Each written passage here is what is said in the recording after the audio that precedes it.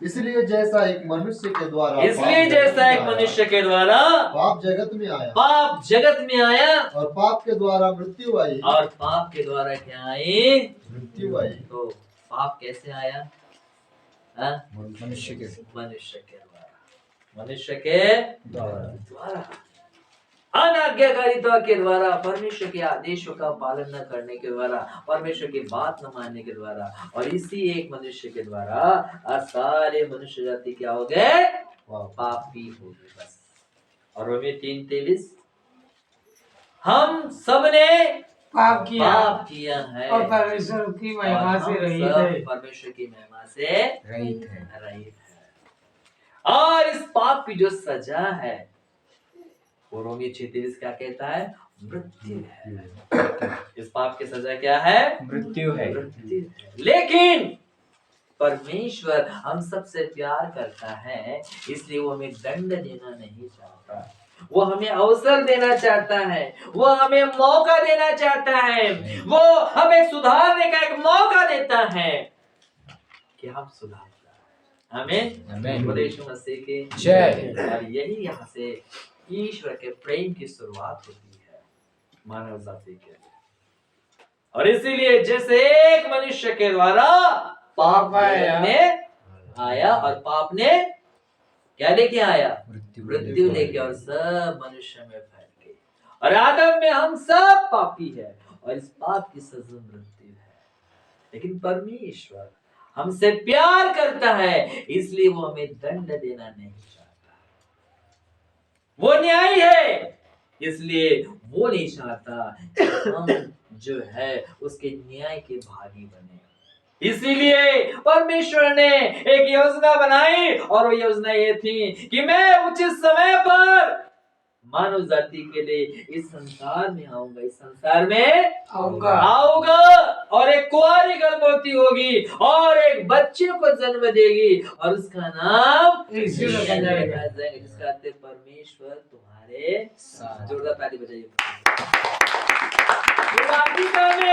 आदम से परमेश्वर दूर हो चुका था, वही परमेश्वर अपने लोगों से मिलने के लिए इस संसार में आया, जिसका नाम है प्रभु यीशु मसीह। आमीन। और उसने इस प्रकार से, आज हम लोग क्रिसमस के महीने में है, यीशु मसीह ने गौशाला में क्या दिया? जन्म लिया।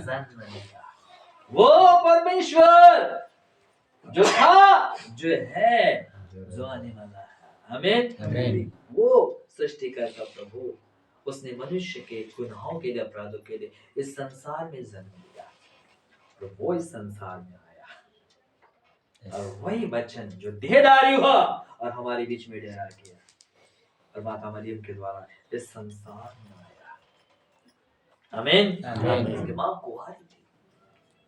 ज़ेबेल स्वर्गदूत कहते हैं, मरियम भयभीत न हो, तू एक बच्चे को जन्म देगी और उसका नाम यीशु रखेगी। मरियम कहती कैसे होगा? स्वर्गदूत कहते हैं परमेश्वर के लिए सब कुछ संभव है। आमीन। हालेलुया। इस प्रकार से प्रभु यीशु मसीह आते हैं संसार में।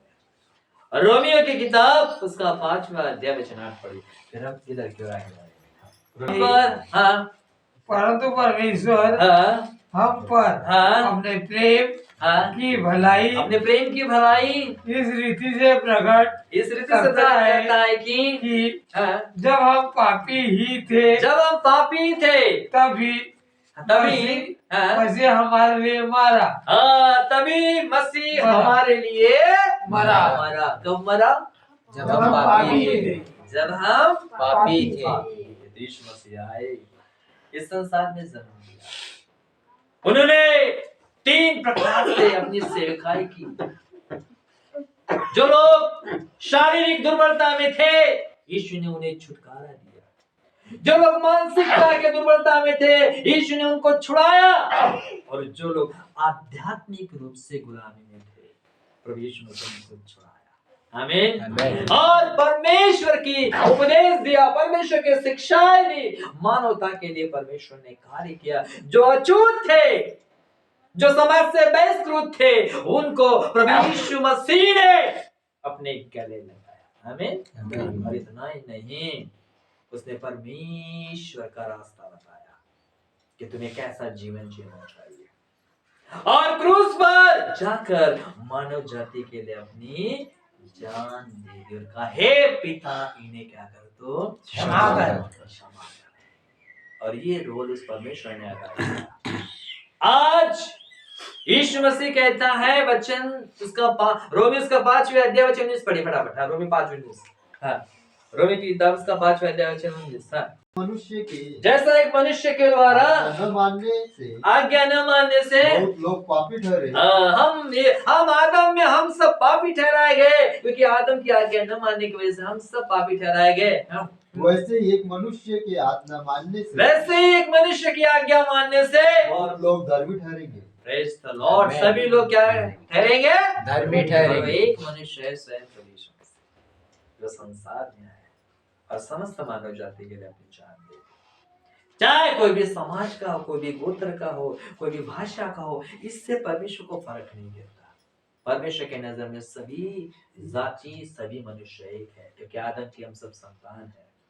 कोई जाति, कोई धर्म नहीं है, केवल यीशु मसीह मात्र एक मनुष्य जाति को बचाने के लिए संसार में आया। किसी धर्म की स्थापना करने नहीं, किसी जाति को बढ़ावा देने नहीं, लेकिन सिर्फ अपने पिता से मिलाने के लिए।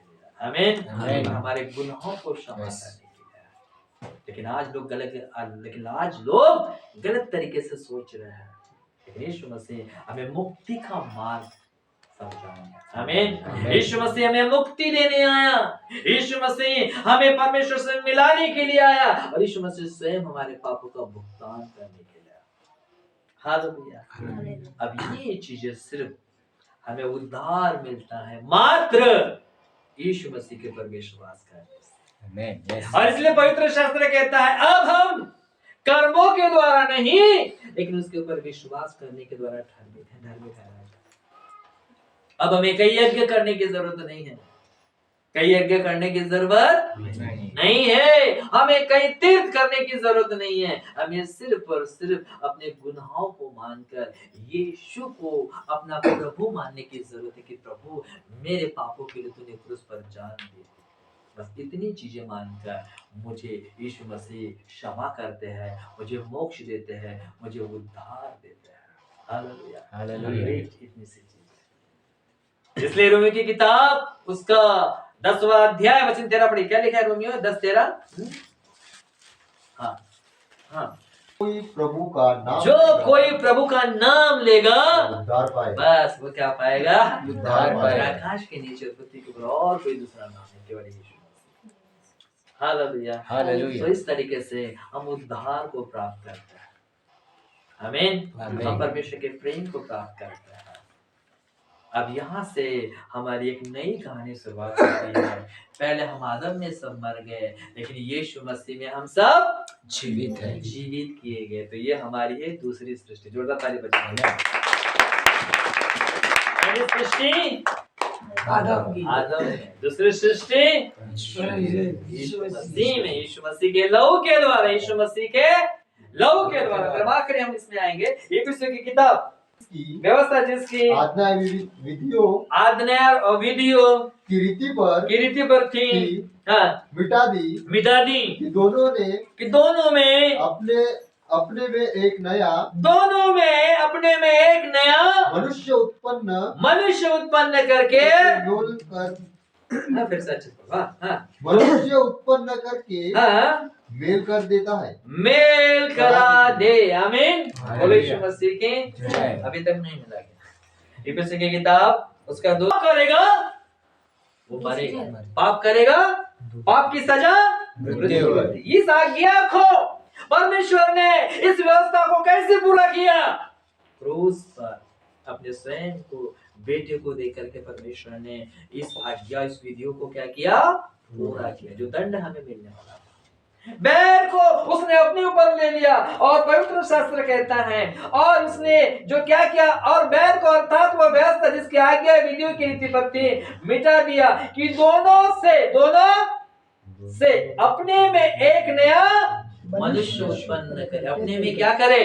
नहीं, अपने में एक नया मनुष्य उत्पन्न करे। अपने बोलिए, अपने में एक नया मनुष्य उत्पन्न करे। फिर से एक बार, अपने में एक नया मनुष्य उत्पन्न करे।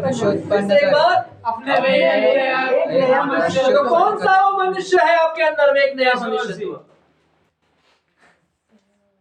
और इस कहता है, अब मैं नहीं जीवित रहा, लेकिन मसीह मुझ में जीवित है। जोरदार ताली बजाओ। इसे कहते हैं नई सृष्टि। आमीन, आमीन। यीशु मसीह के जय। अब मैं वो पहले वाला मौन नहीं रहा। सही बात, राइट? अब मैं नया सृष्टि हो चुका, अब मैं नई सृष्टि हो गई, अब मैं एक नया जीवन हो गया। क्योंकि अब मैं क्या हो गया, मैं मर गया ना। यहाँ पर क्या लिखा है कि नया मनुष्य को क्या करे, उत्पन्न करे। एक नया मनुष्य, एक नया व्यक्ति। इसलिए मैंने आपको सबसे पहले किताब पढ़वाया था, याद है? कौन सी किताब? सगड़े विस्तार इफिसियों की किताब, दूसरा अध्याय वचन 10। क्या पढ़े थे हमने? कि हम उसके बनाए हुए हैं और मसीह यीशु में उन भले कामों के लिए जिन्होंने परमेश्वर ने पहले से हमारे करने के लिए तैयार किया। बस, तो यीशु मसीह में अब हमें एक नई सृष्टि बनाया, अपना जान देकर, अपना लहू देकर, अपने बलिदान के द्वारा एक नई सृष्टि बनाया, जिसे हम बोलते हैं नया मन, नया हृदय। आमीन। नया जीवन, नया। अब मैं वो नहीं रहा, अब मैं पुरानी चीजें नहीं रही मेरे अंदर में। आमीन। अब एक नई सृष्टि हो गई है। अब मेरे अंदर में एक नया जीवन हो गया, मेरे अंदर में एक नया मन हो गया, अब मेरे अंदर में एक नया हृदय आ गया। हालेलुया। अब मैं पुरानी सृष्टि नहीं रही, अब मैं पुरानी जीवन नहीं रहा, अब सब कुछ नया हो गया। इसी को कहा गया एक नया मनुष्यत्व उसने बनाया। किसने बनाया? यीशु। और ये कैसे बनाया? अपनी जान देकर। हमारे पास एक बैनर नहीं है, लेकिन बहुत क्लियर तरीके से समझाता है। अभी वो शायद दूसरों को दिया मैंने। और वो देखिए, अब तो यहाँ आ जाइए। अब देखिए, हमारा शरीर